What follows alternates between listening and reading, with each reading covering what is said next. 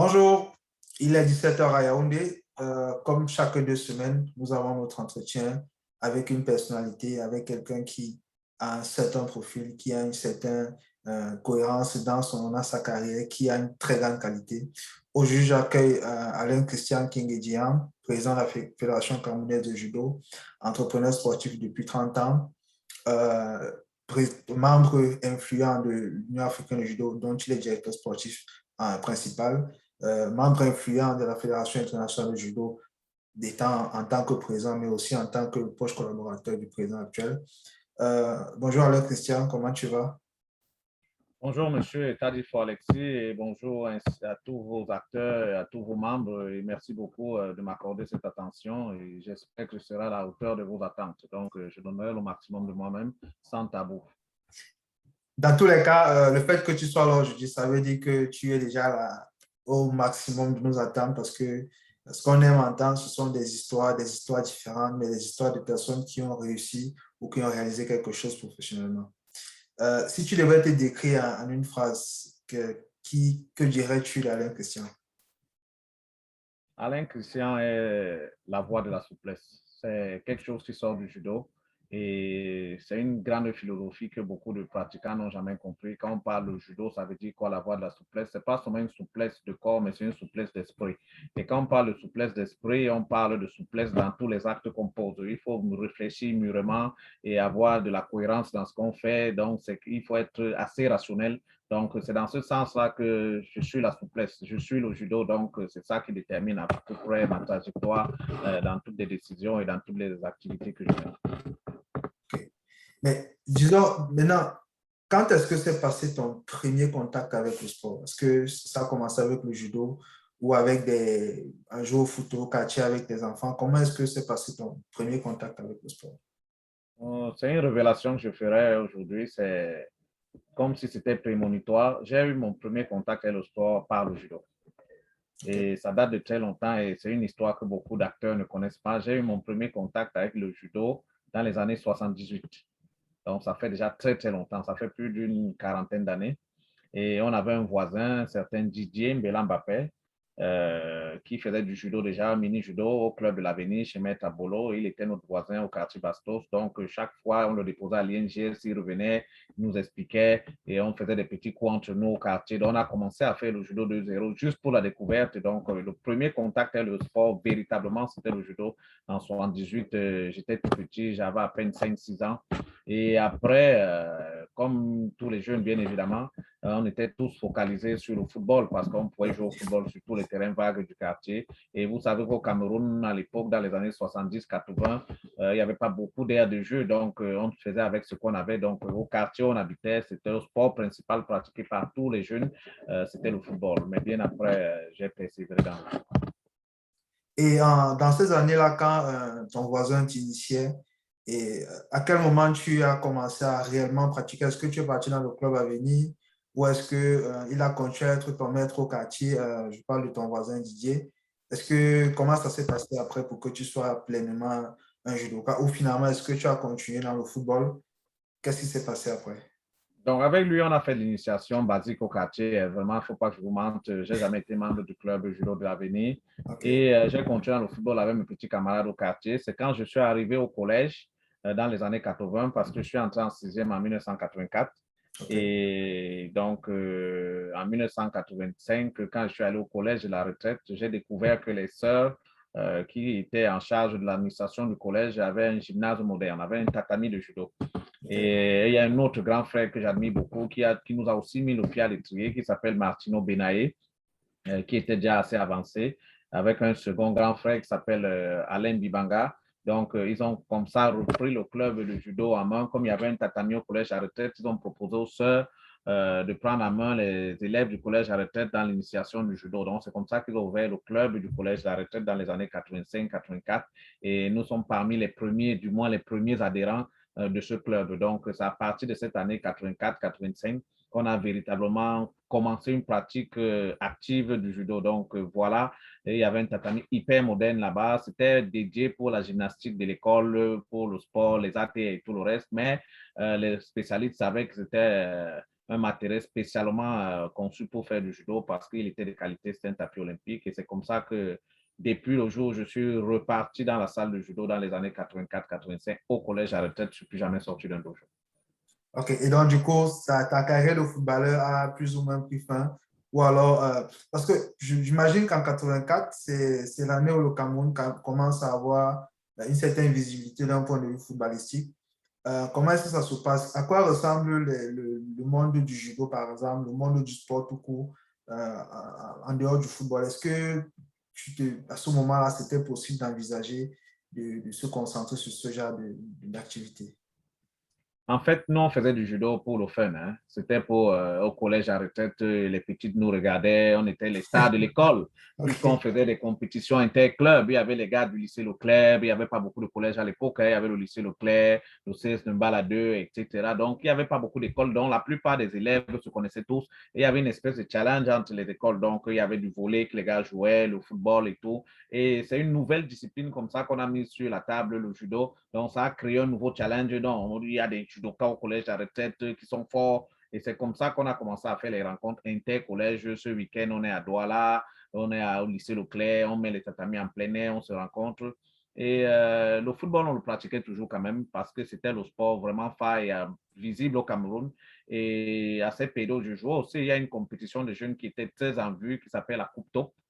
J'ai même joué cette compétition, joué les championnats de vacances dans le quartier. Et pendant très longtemps, hein, on a pratiqué le football jusqu'à présent. Je fais toujours le 2-0. C'est vrai que ça fait à peu près 4-5 ans que je joue. Je n'ai plus jamais touché un ballon de football. Mais c'était resté parallèlement à la pratique du judo, les deux activités qu'on faisait. Et le judo, la vision qu'on avait du judo à l'époque, c'était une vision juste de fun, ludique, juste pour le plaisir. Les enjeux qui étaient mis en avant, ou du moins qui étaient dans l'activité, nous n'avions pas ces réalités. Nous, on faisait juste le judo. On ne pensait même pas un jour que, bon, on va voyager un jour, on va être dans l'équipe nationale, on va avoir une prime. Non, non, non. Nous, on faisait juste pour le fun. On était déjà content d'aller à une compétition. C'est que notre Graal, c'était d'aller à une compétition, même inter-club, même inter quartier. Si on disait que le club X va rencontrer le club Y, ça c'était pour nous nos Jeux Olympiques à l'époque. Donc, quand on voyait ceux qui allaient aux Jeux Olympiques, par exemple à Los Angeles en 84 ou bien à Séoul en 88, pour nous c'était extraordinaire. C'est-à-dire que nous, c'était intouchable. On se disait que c'est des surhommes qui vont là-bas. Ce n'est pas nous. Donc, ceux qui allaient là-bas, et on ne connaissait même pas le mode de sélection, de qualification. On n'avait aucune information. Pour nous, le fait de ces personnes qui allaient aux Jeux Olympiques revenaient même sans ça avec nous. Pour nous, on avait notre médaille d'or olympique. Ça, c'était bon. C'est comme une sorte de médaille par procuration. Et donc, du Voilà. coup, tu as continué à progresser. Et puis, à quel moment tu as commencé à parce que tu as fait des études, tu t'es projeté dans une insertion professionnelle dans le monde professionnel, le marché tel qu'on le connaît. À quel moment tu as cette passion pour le sport, pour le judo en particulier, a commencé à devenir pour toi une possibilité de carrière? Comment est-ce que ça s'est passé? Déjà j'ai eu un hommage vibrant à mon père. Quand je faisais du judo étant élève, en même temps, j'allais au cours, je faisais du judo. Quand on sortait des cours, on allait dans la salle d'entraînement, on rentrait à la maison à 19-20 heures. On n'était pas grondé par mon père, ne grondait pas, me dit, oh non, il y a l'école demain, il y a ceci. Il m'avait dit, dans la vie, tout ce que tu fais, il faut le faire bien. Si tu estimes que le judo, c'est quelque chose que tu peux faire en plus de tes études et tout, et que tu le fasses bien, il faut le faire et il faut y croire. Donc, c'est une motivation qui est restée ancrée dans ma mémoire et qui m'a déjà été encouragée par mon père véritablement. Hein.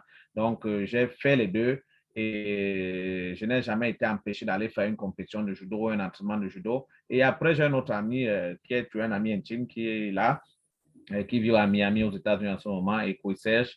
Il a un petit nom, on l'appelle Eddie Murphy. Il m'a dit il faut qu'on change un peu de site d'entraînement. On est au collège à retraite et tout, mais il a l'impression qu'il allait voir ailleurs et il s'est rendu compte que le judo est plus vaste que les rencontres inter-collège, inter-quartier. Donc, dans les années 86-87, il avait son grand frère qui faisait le judo dans le club des forces armées et police, du côté en face du lycée Leclerc. Donc, il m'a amené là-bas au club de forces armées et police. Et je suis arrivé dans ce club. Le premier jour, j'ai fait cours. L'entraîneur était impressionné par ma qualité technique, mon potentiel. Il m'a dit non, il faut que je reste dans le club. Donc, c'est comme ça que Je n'ai pas quitté le club du collège à retraite, mais je me suis mis dans la vie active du judo dans un club civil qui était engagé dans les compétitions civiles. Donc, c'est comme ça que j'ai eu une autre vision du judo et commencé à comprendre certains enjeux qu'il y avait en termes de compétition, en termes de carrière dans le judo. Et parallèlement, les entraîneurs de judo au niveau du collège à retraite, certains avaient eu le bac, ils étaient allés en France pour poursuivre leurs études. Donc, je me suis retrouvé à être en même temps le manager du collège à retraite. Donc, en même temps, j'étais athlète élève aux Forces armées et police et en même temps, je venais faire une restitution de ce que j'apprenais là-bas à mes petits camarades au collège à la retraite. Donc, voilà comment j'ai pris goût. Et puis, le principal du collège à la retraite, à l'époque, il n'y avait pas les jeux Finasco, les jeux scolaires et tout. Ça s'appelait les jeux au sucre. Donc, chaque école avait une période où ils envoient les gens faire les compétitions. C'est comme ça que le responsable du collège était le principal, Belinga Clément Mathieu, m'avait responsabilisé pour monter une équipe de judo pour le collège à la tête, pour la présenter aux Jeux au sucre. C'est comme ça que chaque année, tous mes camarades, je les entraînais et je les présentais aux Jeux au sucre. Donc, j'étais devenu une espèce de manager, puisque le jeudi, c'était souvent le jeudi qu'il n'y avait pas cours l'après-midi avant que ça ne change au mercredi. On m'appelait au collège à retraite chez l'économe. On me dit, OK, voici les primes des athlètes. C'est toi qui vas les payer, les primes, taxi, l'eau et tout ça. Donc, je commençais à être manager. Donc, c'est comme ça que j'ai pris goût à la chose et j'ai compris qu'on peut aussi réussir dans ce domaine si on s'organise. Et puis, quand j'ai fait le saut vers l'Hexagone, c'est là où, je dirais comme dans la Bible, c'est là où j'ai eu la révélation. Je me suis rendu compte que nous étions au niveau du Cameroun à un niveau très embryonnaire et qu'on faisait judo même complet. Je suis arrivé dans un club en France dans les années 90 qui s'appelait Arts Martiaux Daniel et je me suis rendu compte que ce club était plus puissant que la Fédération camerounaise de judo, plus organisé. Et j'ai été accueilli à bras ouverts et j'ai vu leur structure, leur infrastructure, leur façon de fonctionner et ça m'a donné des idées. J'ai compris que non, on peut gagner sa vie en faisant du judo plus que l'entraîneur du club. Il avait près de 2, 3, 4 millions de francs CFA, l'équivalent qu'il touchait par mois. Ça, c'était avant que l'euro ne vienne, c'était en francs français. Donc, il touchait un certain montant et il était tellement organisé. Il avait des assistants et à un moment, il m'a même recruté comme assistant pour entraîner les poussins, les petits-enfants et j'avais une petite rémunération. Et quand je comparais cette rémunération à la rémunération même d'un fonctionnaire au Cameroun, j'étais au-dessus du salaire d'un fonctionnaire. Je me suis rendu compte que chez nous, on fait le judo juste pour faire, mais si c'est mieux organisé, on peut aussi atteindre certaines cimes et puis on peut gagner sa vie. Et donc, à partir de cette expérience que tu as eue dans le club Arts Daniel, qui existe toujours d'ailleurs, et je crois que c'est l'un des clubs qui a le plus de licenciés en France, comment est-ce que tu as construit ton premier projet sportif au Cameroun? Comment ça s'est passé? Déjà, quand je suis parti en France, j'ai laissé mes petits camarades qui étaient au collège de la retraite. Il n'y avait pas véritablement d'entraîneur parce que c'était un club d'amis, un club entre jeunes et on ne voulait pas prendre des personnes qui n'avaient pas la mentalité, ou moins du moins l'esprit de notre groupe. Donc, je me suis dit, j'ai dit aux jeunes, je vais en France parce que je vais chercher mon avenir, mais ce n'est qu'un au revoir, ce n'est pas un adieu. Je vais aller là-bas et je vais aller aussi prendre de l'expertise et revenir. Donc, en partant du Cameroun, j'avais déjà ce projet dans la tête. Et pourquoi j'avais ce projet? Parce que je me suis dit, je vais faire une partie de ma vie dans le judo. Et il y avait beaucoup de frustration au collège à retraite. Parce qu'à un moment, au collège à retraite, il y a une discipline martiale autre que le judo qui s'est installée dans le même dojo que nous, dans le même gymnase. Et le responsable de cette discipline, je ne vais pas la citer pour ne pas créer des frustrations. Le responsable de cette discipline avait un peu l'oreille des nouveaux responsables du collège de la retraite et il était devenu comme le régent ou du moins le contre-maître de la salle. Donc, il gérait la salle comme il voulait. Deux fois, on arrivait, on nous dit la salle est fermée aujourd'hui, vous ne pouvez pas vous entraîner. Donc, ça nous frustrait. Donc, deux fois, on se sentait toujours en minorité et ça m'a révolté à l'intérieur de moi. J'ai dit non, pour réussir dans ce sport, il faut avoir sa propre salle. Si on veut avoir un projet solide, il faut monter une infrastructure, il faut monter un projet. Donc, voilà les choses qui m'ont motivé. Et quand j'ai vu le management d'un club en France, je suis allé dans les compétitions dans les régions en Normandie, dans le Pas-de-Calais, du côté de la Provence, à Marseille et tout. Je me suis rendu compte qu'il y a des choses à faire. Et nous ne sommes même pas au stade embryonnaire. Nous sommes seulement comme ça là. Au stage de projet pilote. Donc, si au Cameroun, on peut monter un projet dans ce sens, je suis sûr que ça peut marcher parce qu'il y a du potentiel. Les gens ne savent pas, il y a les naissances, les gens naissent, la population ne fait qu'augmenter, on a besoin de loisirs et il n'y a pas que le foot qu'on puisse faire, il faut diversifier l'offre. Donc, voilà les choses qui m'ont motivé et c'est comme ça que le déclic est arrivé. Et comment s'est donc passé la création de ta première infrastructure, ton premier projet? D'un point de vue pratique, comment tu as choisi l'endroit, comment tu as choisi, comment est-ce que la conception s'est déroulée? OK. Pendant que j'étais en France, j'avais toujours l'esprit au Cameroun et je pensais très fort qu'il fallait que je vienne monter mon projet au Cameroun. Et c'est comme ça que, au cours de mon séjour en France, je me suis retrouvé du côté de Mont-Saint-Aignan en Normandie. Et dans cette université qui avait une faculté de sport et l'éducation physique, ils avaient un dojo. Et il y a eu un accident au cours d'un entraînement, mais pas un accident grave, hein. C'est un athlète qui s'est pris le pied dans le tatami et il s'est foulé, il s'est cassé l'orteil. Et ils se sont rendus compte que c'est à cause du tapis qu'il y a eu cet accident. Et comme dans l'Hexagone, ils sont très pointueux sur les assurances, sur l'intégrité physique des pratiquants, ils ont décidé de changer tout le tatami, alors que c'était un tatami neuf. Donc, c'est comme ça qu'ils ont acheté un autre tatami et ils ont décidé de se débarrasser du premier tatami qui était un tatami de près de 200 mètres carrés. Et moi, j'ai vu le responsable du centre sportif universitaire de Mont-Saint-Aignan. Je lui ai demandé, mais vous faites les tapis que vous enlevez là, qu'est-ce que vous en faites? Ils m'ont dit, ah, c'est une belle question. On ne nous a jamais posé cette question.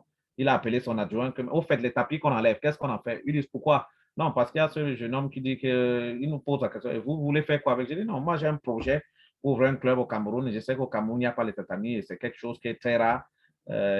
Si vous voulez jeter, vous pouvez me dire, OK, ça nous intéresse, tu peux les prendre. C'est comme ça que j'ai pris les tatamis. Et un autre compatriote camerounais qui vivait en France aussi, qui avait une grande cave, il l'a accordé que je mette les tatamis chez lui. Donc, j'ai transporté tous les 200 mètres carrés de tapis que j'ai gardé dans sa cave pendant près d'un an, le temps de trouver des fonds pour amener au Cameroun. Donc, là, il y a l'une des motivations qui m'a permis de dire que je peux ouvrir un club parce qu'il y avait la matière première pour ouvrir un club. Parce qu'au Cameroun, la plupart des tapis, c'est des tapis de fabrication locale, le copeaux, les roues, blablabla. Bla, bla, bla. C'est pas quelque chose d'assez attractif, mais bon, les gens font parce que c'est ce qu'ils ont. Et donc, voilà. Et quand j'ai fait mon premier voyage au Cameroun, j'ai rencontré des amis, j'ai revu les anciens avec qui je m'entraînais au collège à retraite, j'ai posé le projet sur la table et il était question de trouver un site. Je me suis mis à marcher partout et c'était tout dans les environs du quartier où j'ai grandi, entre Bastos, Loncac, Dragage et tout. Et c'est comme ça que j'ai vu un ancien camarade qui avait un terrain où il avait mis une menuiserie qui avait fait faillite, qui était parti, mais le hangar était resté. Je lui ai demandé qu'est-ce que je pouvais louer ce hangar de menuiserie et il a accepté. C'est comme ça que je lui ai payé un loyer. J'ai transformé le hangar en dojo. Donc, j'ai fait quelques petits aménagements, un bureau, une petite salle pour la remise en forme, musculation et une salle principale pour le dojo. Et je crois que c'est dans ce dojo que tu as commencé le judo. C'était une salle montée de manière, bon, dans la débrouillardise, mais c'était déjà ça. Et comme je voulais un nom qui frappe, un nom qui attire les gens, quelque chose, on sent que c'est la révolution. On a d'abord donné le nom Black Panthers parce qu'on était dans la mouvance révolutionnaire. Mais après, on s'est dit qu'il ne faut pas trop entrer dans la politique parce que c'est un parti politique qui a quand même eu à faire parler de lui en hexagone aux États-Unis. Donc, on a enlevé le mot Black devant pour ne pas montrer qu'on est partisan et mettre Panthers, donc une panthère comme ça qui est vive, une panthère qui peut donner de la joie au cœur, à l'envie aux gens d'aller de l'avant. Donc, c'est comme ça que le club a été ouvert précisément en décembre 93. Donc, cette année, ça fait 28 ans que le club existe. Donc, voilà un peu comment on a commencé. Et avec la plupart des membres du club, les anciens que j'avais laissés au Cameroun, qui étaient menuisiers, a fait la menuiserie, qui étaient maçons. Donc, on n'a pas recruté en tant que tel des entrepreneurs. C'est nous-mêmes qui avons bâti le club. Et j'ai fait venir les tatamis avec d'autres acteurs du collège à retraite, notamment Chungi qui vit aux États-Unis aujourd'hui, Décloquement nous peut aider. Ils m'ont accompagné à Douala, on a sorti les tatamis, les portés sur la tête, loué un camion qui les a ramenés à Yaoundé. Voilà comment on a ouvert le Panthers et on est parti de fil en aiguille. On a mis une section mini-judo, une section judo adulte et on a commencé le mini-judo avec deux athlètes. L'enfant du bailleur et un voisin américain qui habite à côté du club. Et voilà comment, de fil en aiguille, les premières promotions ont commencé et puis votre promotion est arrivée, etc. Donc, voilà un peu comment le club a commencé et on y croyait. On a commencé tant bien que mal, on allait aux compétitions, on était un peu maladroit, on n'était pas très expérimenté, mais à force de forger, on est devenu des forgerons aussi. Et donc, quand tu as lancé ce projet-là, quelles ont été les principales difficultés les 12 premiers mois? Quel a été vraiment ce qui, à un moment donné, pouvait t'amener à reculer? Vous savez déjà qu'au Cameroun, il y a l'honneur de la guerre, les finances. Il n'y avait pas de finances. Je n'ai jamais eu de financement de quelqu'un, soit pour sortir le matériel, la douane, soit pour construire le dojo. Mais j'ai des amis qui m'ont quand même donné des coups de main, qui m'a apporté du matériel, des comptes plaqués, qui m'a apporté comme apport en industrie, c'est-à-dire sa matière grise qui réfléchit sur le truc. Et puis, on n'a pas eu de soutien véritablement des autorités en charge du sport. On s'est débrouillé tout seul. C'est la principale difficulté qu'on a eue. Et puis, maintenant, on avait aussi des difficultés sur le plan des ressources humaines parce qu'il fallait trouver quand même des gens pour faire du judo. Si vous faites une salle pendant 12 mois, vous n'avez pas 3 athlètes et qu'il faut rentabiliser la salle parce que quelque part, c'est un business aussi. Oui. C'est pas que de la philanthropie. Donc, il faut payer un loyer, il faut payer la lumière, etc. Et j'avais mis une option qu'il fallait mettre une assistante pour m'aider à travailler parce que je ne pouvais pas être l'homme orchestre de la salle. En même temps, recevoir les clients, en même temps entraîner parce que là, j'avais encore de la vigueur, j'avais de l'énergie. Donc, moi, j'étais entraîneur principal du club. Mais je ne pouvais pas faire en même temps le secrétariat, en même temps la comptabilité. Donc, il fallait recruter quelqu'un et il fallait payer cette personne. Donc, voilà les principales difficultés qu'on a eues. La mise en place d'une administration véritable du club et puis faire avoir un budget quand même assez conséquent pour pouvoir tenir le choc, au moins de faire tenir l'infrastructure pendant les 12 premiers mois et puis se projeter sur les compétitions. Mais on avait beaucoup de volonté et on s'est beaucoup battu. On n'a jamais baissé les bras et je puis vous garantir que depuis le mois de décembre 2093, autant pour moi, que le club a été ouvert, il n'a jamais pu fermer les portes. Ça, je peux le confirmer. Et quelque chose qui est très intéressant, ça m'amène à te poser deux questions.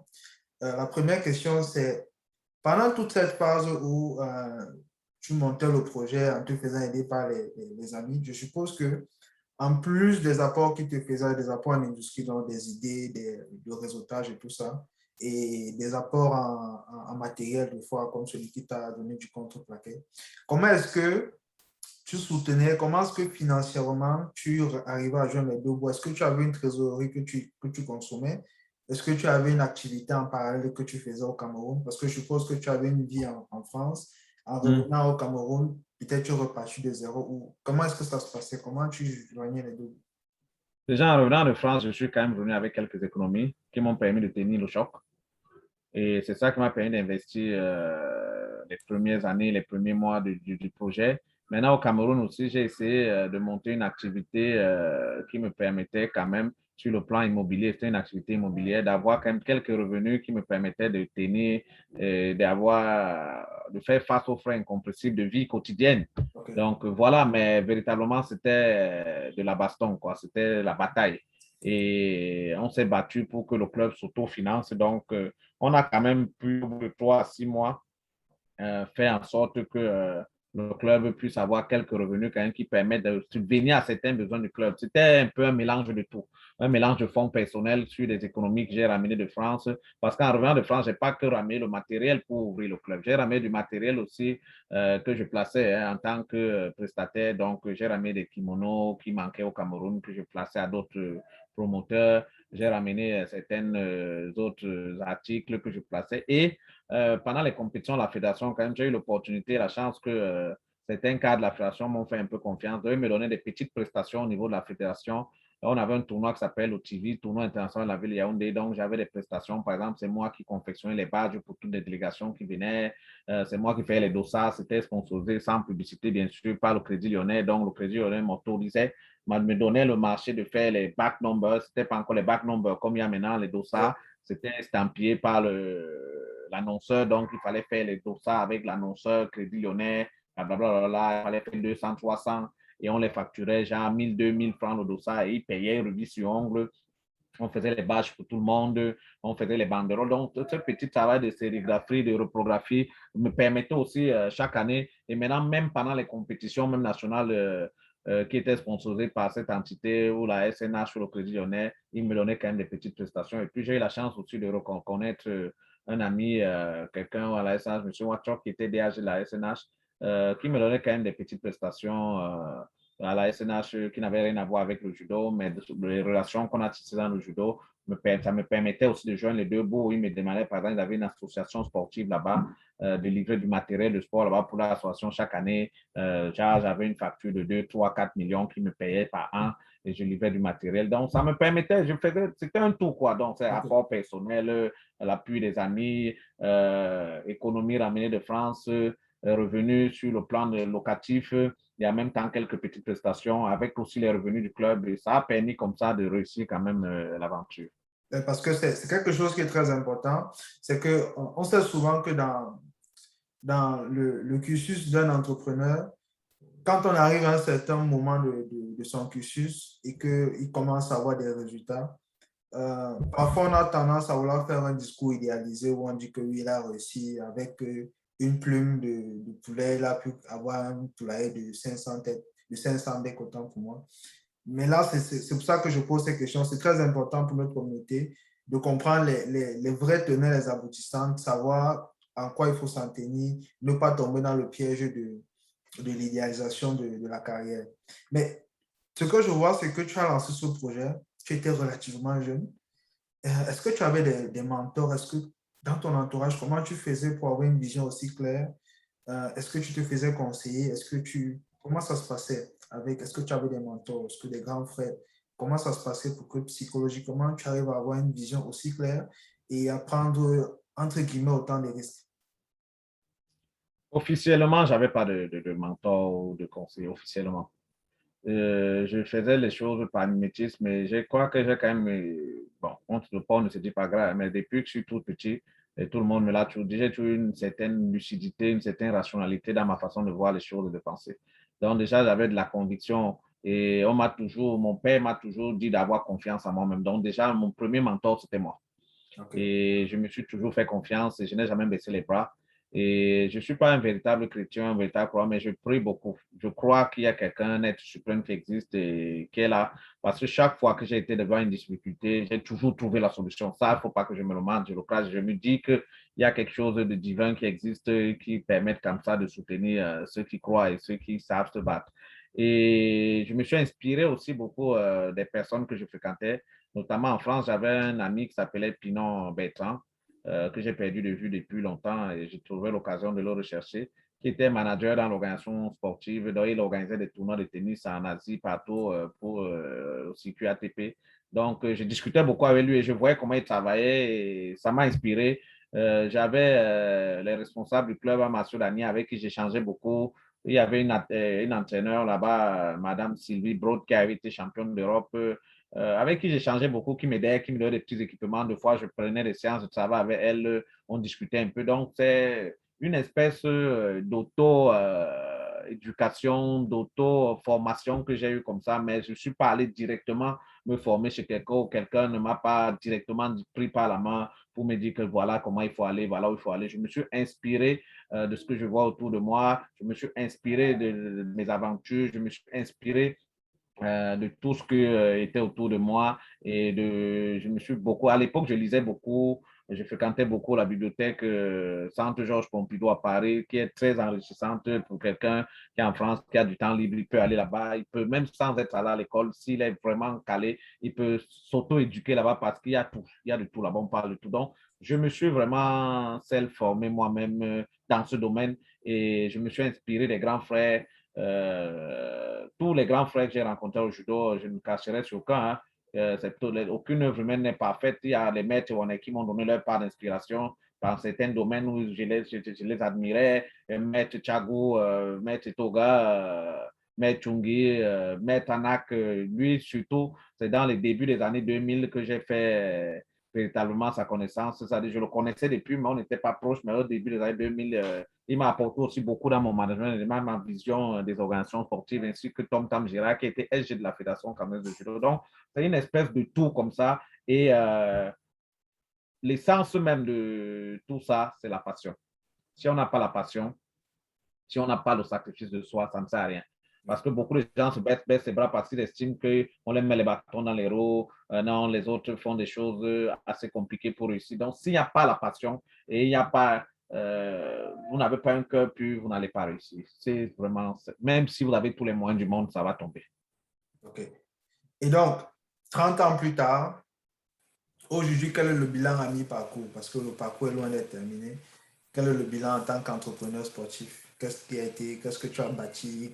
Où est-ce que tu es rendu? Si tu devais faire un bilan à mi-parcours. Le bilan, il est, je ne dirais pas mauvais, je ne dirais pas très bon parce que vous savez, on n'est jamais satisfait. Mais le véritable problème qu'il y a dans l'organisation, dans le mouvement sportif en général, c'est le problème de ressources humaines. Dans notre village, c'est un proverbe. Je sais que beaucoup de villages ont ce proverbe. On dit une seule main ne peut pas attacher un paquet. Donc, à un moment, ça devient pesant et difficile. Mais je suis content de mon bilan parce que j'ai pu réaliser certaines choses qui n'avaient jamais été faites et que certains estiment que ce sont des choses extraordinaires. J'ai pu me suffire dans le cadre strictement du sport, j'ai pu atteindre toutes les signes, tant au niveau national qu'au niveau continental et au niveau mondial. J'ai déjà un pied à l'étrier. Là, aujourd'hui, nous sommes le 9 octobre 2021.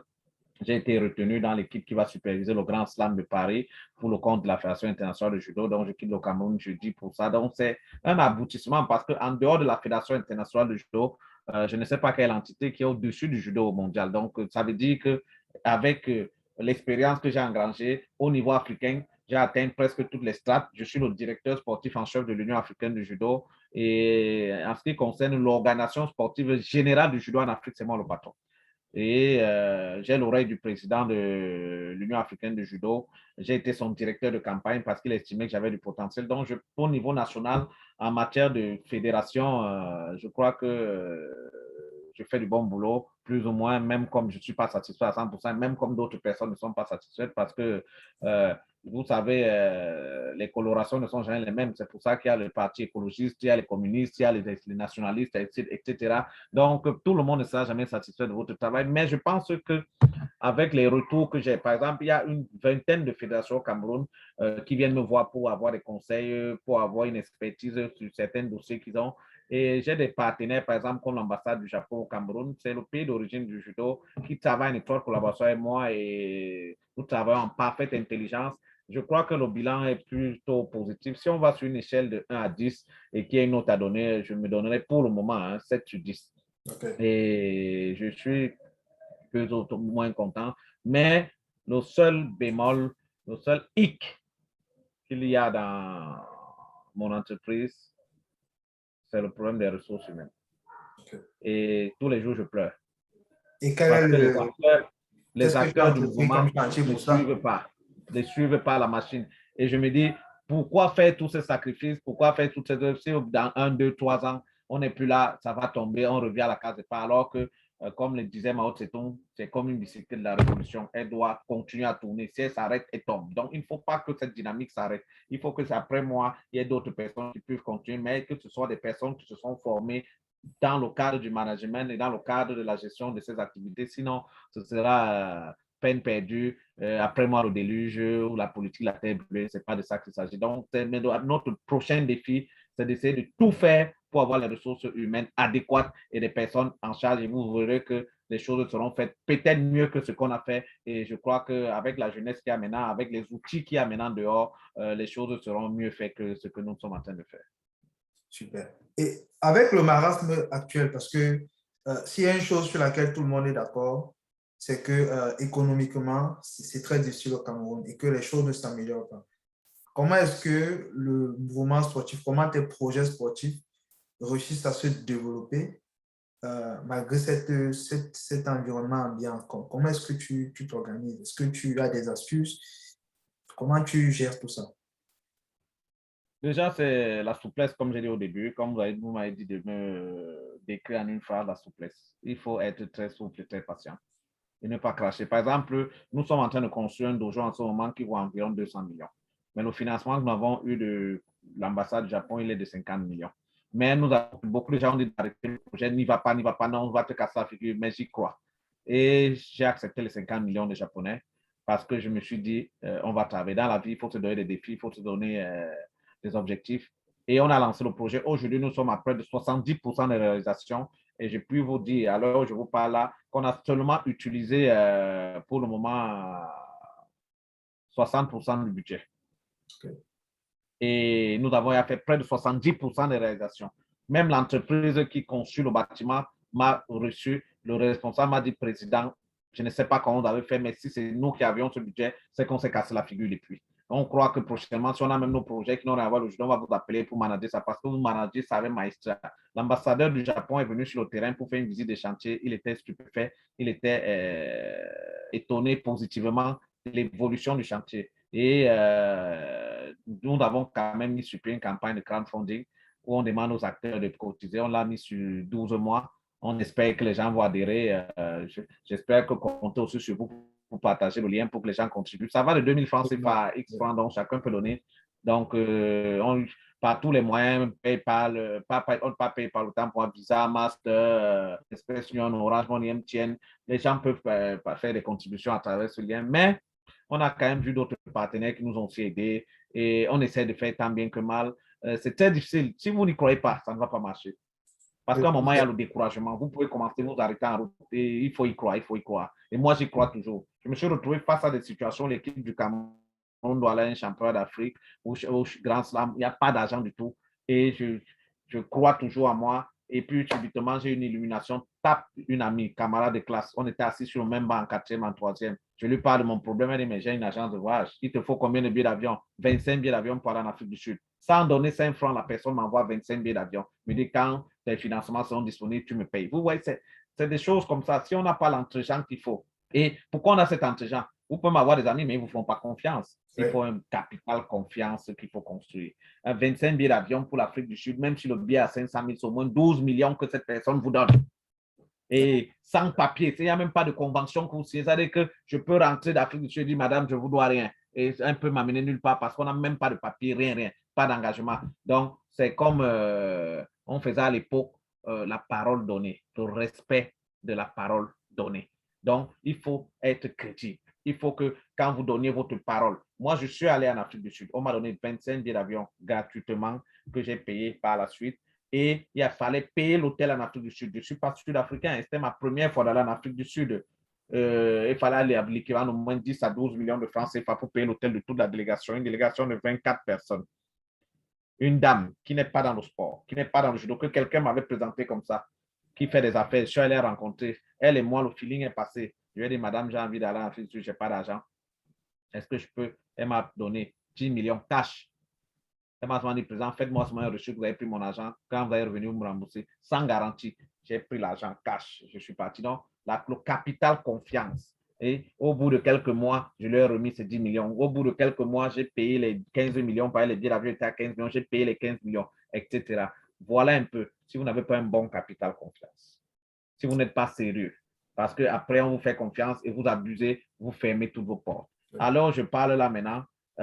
J'ai les coudées franches quand même. Je sais que non, je peux voir une amie qui me fait les billets d'avion, je peux. Mais maintenant, il y a d'autres fédérations aussi, ça c'est une parenthèse, qui viennent me voir que non, je ne peux pas. Parce que si je le fais, je ne connais pas leur moralité, je ne peux pas juger. Ça peut nous faire en sorte que donc, il faut, quand vous avez votre capital confiance, quand vous avez votre network, votre réseau, vous devez le garder pour vous. Un ami me si vous disait voulez dernièrement aider les autres, finalement, si quelqu'un veut quelque chose d'une autre personne, c'est pas tant que ça de l'argent brut, c'est beaucoup plus le réseau et le savoir-faire. Et ce que tu dis rejoint plus ou moins ça. Donc, voilà un peu, en gros, comment on travaille. Et malgré le marasme, on essaie de s'en sortir. Et maintenant, le commun des mortels, et c'est normal, c'est naturel, c'est humain, hein, ils ont l'impression que la fédération reçoit des financements incroyables et que la fédération reçoit l'argent de l'État du Cameroun, le président, parce qu'ils ne croient pas que c'est possible, parce qu'ils n'ont pas cette culture. Et la chance ou la malchance qu'on a, c'est que le patron des sports Cameroun, le ministre des Sports et de l'Éducation physique, est du même département que moi, de la même région que moi, la même origine que moi. Donc, les gens ont l'impression que non, c'est ton grand frère qui est ministre des Sports, il te donne tous les financements. Mais moi, la dernière fois que j'ai vu le ministre des Sports officiellement, c'est au retour de Madagascar, de championnat d'Afrique de 2020, quand il nous a reçus pour féliciter les médailles. Nous sommes en 2021, là. Nous sommes en octobre, donc ça fait près d'1 an que je ne l'ai plus jamais revu. Mais on s'est vu au passage d'une manifestation, on s'est salué le jour de la remise de l'étendard du drapeau dans la cour du comité olympique, mais officiellement, on ne s'est plus jamais rencontré. Donc,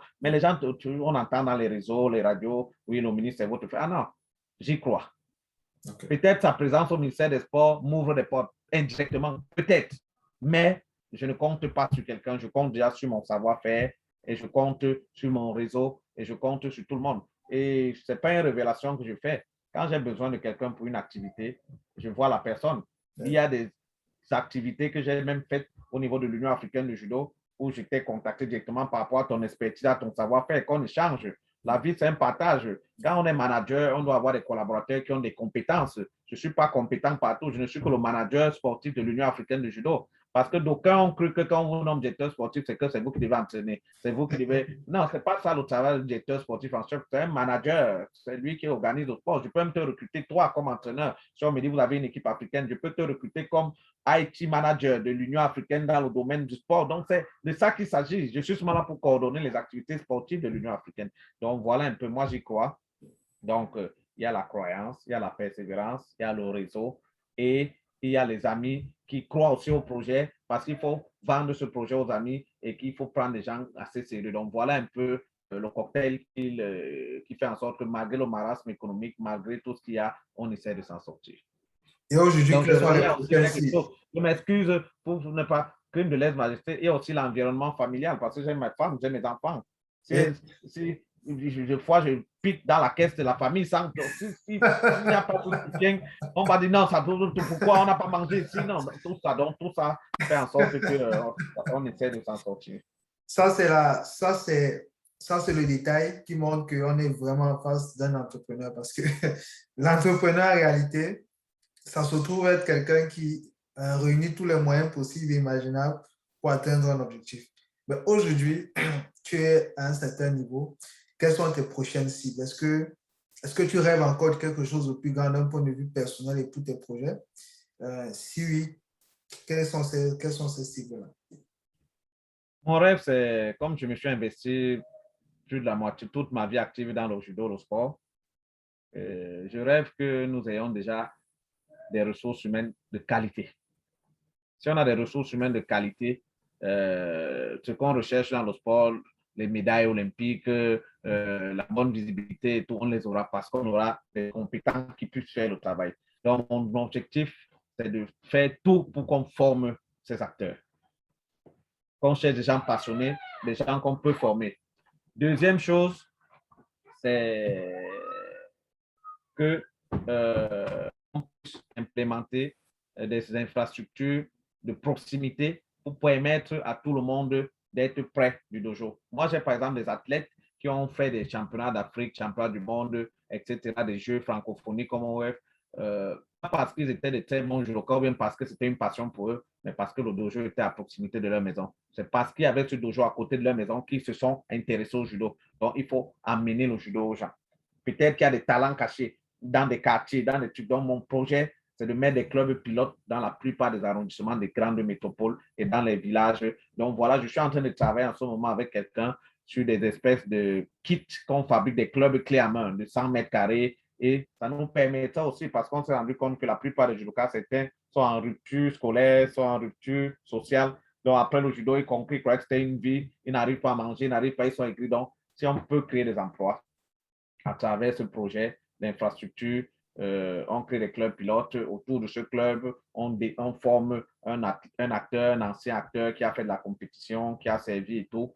On le forme un peu en management pour pouvoir avoir une petite notion de gestion quand même de cette infrastructure. Et autour de cette infrastructure, il pourra mettre d'autres choses, de la gym, du taekwondo, pour arrondir ses fins de mois, pour pouvoir tenir le choc. Et ça lui permettra de créer son emploi. Hein, et maintenant de pouvoir employer une ou deux personnes aussi parce qu'il faut entretenir le club, il faut ceci. Et maintenant, ça nous permet de faire grandir notre infrastructure qu'on appelle, notre structure qu'on appelle la fédération. Ça nous permet d'avoir la visibilité, ça nous permet d'accroître le nombre de nos membres et ça nous donne aussi une espèce de crédibilité aux yeux de l'opinion publique. Donc voilà mon principal, déjà, des choses à la base.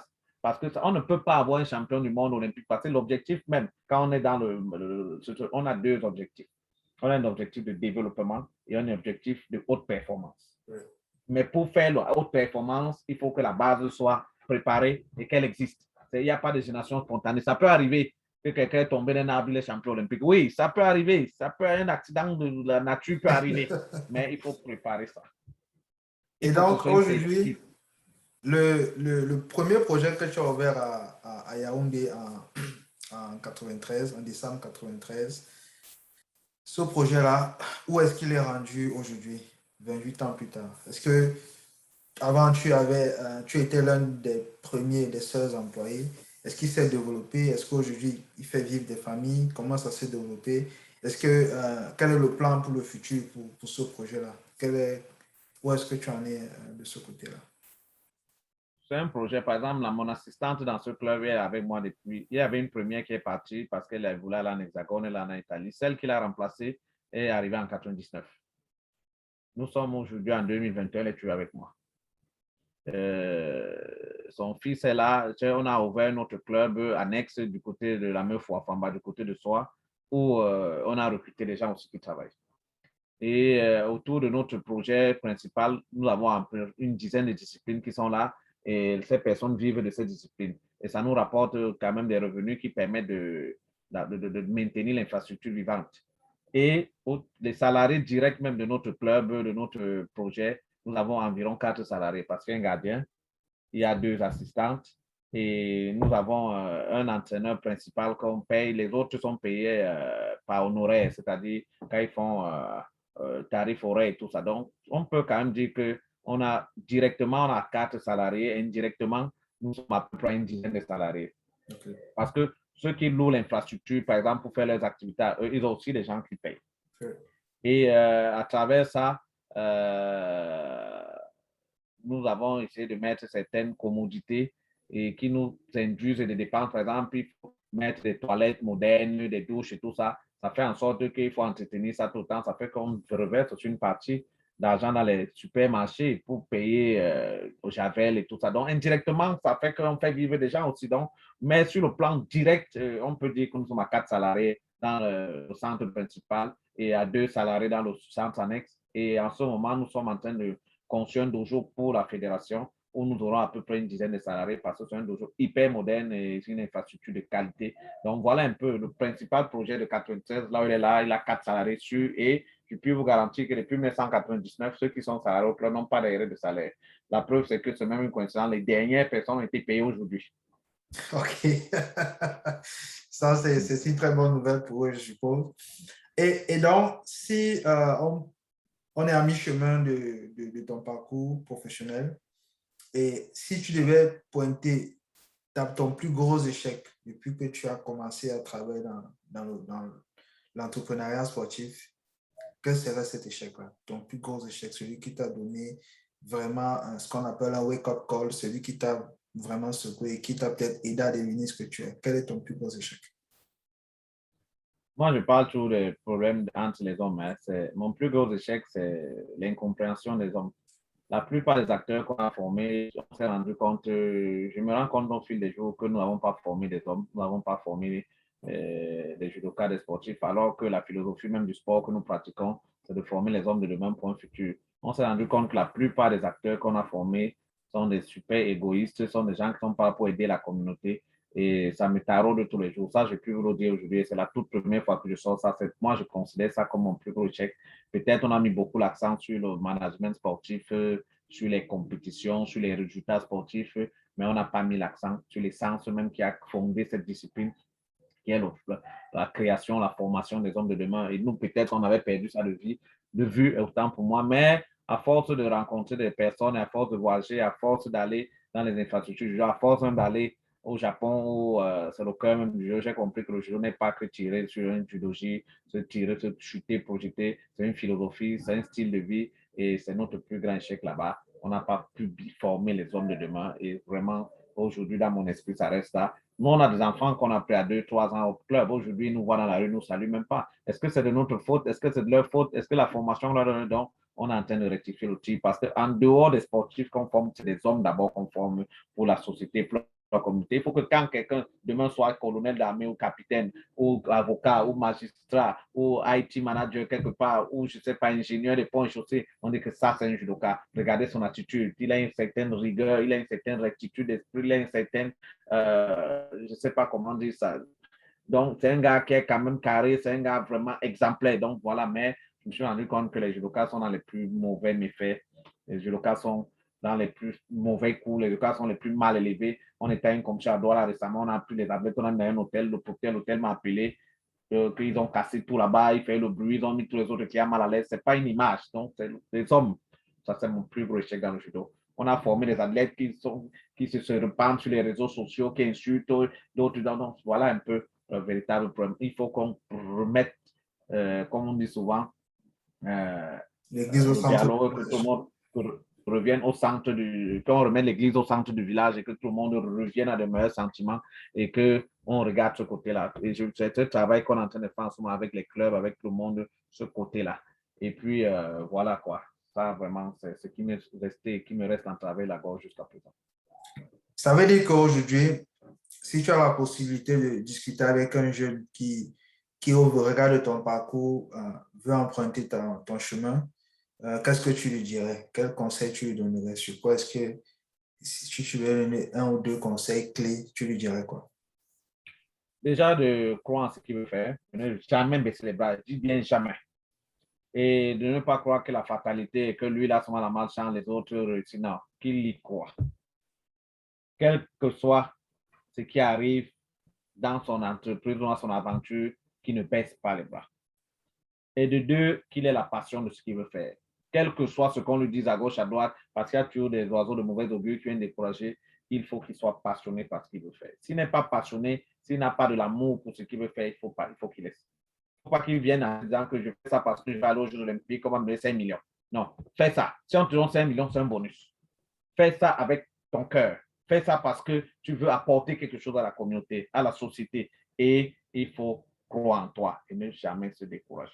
Passion, esprit d'entreprise, ne pas baisser les bras, être sûr et toujours et compter en premier lieu sur soi-même, ne jamais compter sur d'autres. Parce que je vais compter sur Alexis, après demain ça va marcher, je t'en veux. Mais pourquoi j'ai mis tout mon destin entre tes mains? Il faut compter uniquement sur toi et que l'apport des autres n'est qu'un bonus. Mais quand on parle de bonus, le bonus, ce n'est pas quelque chose d'acquis. Et c'est quelque chose sur lequel on ne compte même pas. Ça veut dire qu'un bonus, c'est comme un cadeau, c'est comme quelque chose qui peut arriver, comme ça peut ne pas arriver. Mais tu as déjà mis ta base. Moi, j'ai un salaire de 100 000 tous les mois. Mais deux fois, mon patron me donne un bonus de 50 000. Mais je ne commence pas à mettre ça dans mon agenda que tous les mois, j'ai 150 000. Tu sais que c'est 100 000 mon salaire. Si les 50 000 arrivent, tant mieux. Je peux faire quelque chose d'autre. Si ça n'arrive pas, je suis à préparer à ce que c'est 100 000. Donc, on ne se focalise pas. Moi, j'ai eu des jeunes, dans leur tête, ils ont pensé qu'ils devaient être sélectionnés pour une compétition. Ils avaient à faire le calcul qu'ils auront 500 000. Et puis après on ne les sélectionne pas. Ils en veulent au coach, ils en veulent au président. Ils m'ont approché, la famille dit oui, ils ne veulent pas que nous. Non, tu vois, c'est pas bon. Alors que si il sait qu'il est là parce qu'il l'aime. S'il ne part pas, ça ne fait que partie des étapes de la vie. Il comprendra beaucoup de choses. Donc, avoir un cœur blanc, avoir de la passion et ne pas baisser les bras et compter uniquement sur soi-même. Le reste n'est que bonus. On a besoin de tout le monde pour réussir, mais il ne faut pas vous accrocher sur les autres parce que vous pouvez être très mal déçu et puis ça peut vous créer des remords, ça peut vous créer des choses sur lesquelles vous commencez à en vouloir. Ne jamais et ne pas avoir des problèmes avec les gens, ne pas avoir de rancune. Vraiment, si une situation vous arrive, en prenez-vous à une seule personne à vous-même. Okay. Si quelqu'un vous a agressé à 2 heures du matin dans une rue à la brique, qu'est-ce que je faisais à 2 heures du matin à la brique? C'est moi qui suis allé. C'est même pas lui qui est venu me chercher chez moi. Voilà. Je si précise qu'on n'est pas en train de dire quand on agresse qu'à la brique, que la brique c'est un quartier d'agresseur. Non, c'est un exemple. Bon, on m'a agressé à Bastos à 2 heures. Voilà. Okay. Et donc, voilà. Aujourd'hui, il y a des jeunes qui veulent se lancer dans l'entrepreneuriat sportif, qui lancent. J'ai remarqué, par exemple, que des coachs de fitness, ça devient quelque chose de beaucoup plus répandu. Je vois des gens qui ouvrent des clubs, des structures sportives. Est-ce que, de ton point de vue, avec toutes les décennies d'expérience que tu as, est-ce qu'il y a une formation qui peut les aider à bien comprendre et à bien se préparer à ça?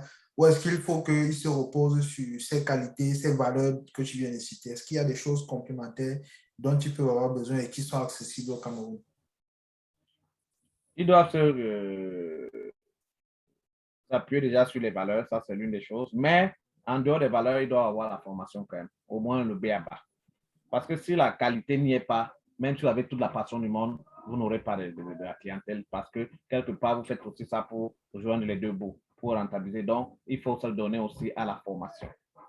Il faut apprendre au moins les préliminaires. Que si tu veux être coach de fitness, par exemple, il faut connaître un peu de physiologie, un peu de psychologie, un peu de gestion, parce que peut-être c'est vous seul au début qui allez recevoir les gens payés, ou bien si vous avez même un salarié, l'orienter un peu. Voilà un peu. Donc, il faut avoir un minimum quand même de prérequis pour se lancer dans cette aventure Aussi, vous faites une lettre même ou bien un message WhatsApp à votre groupe d'adhérents et que votre français approximatif, Ouais, on vous voit avec le bon coach. Mais bon, il faut avoir quand même un minimum de connaissances et avoir quand même un certain niveau.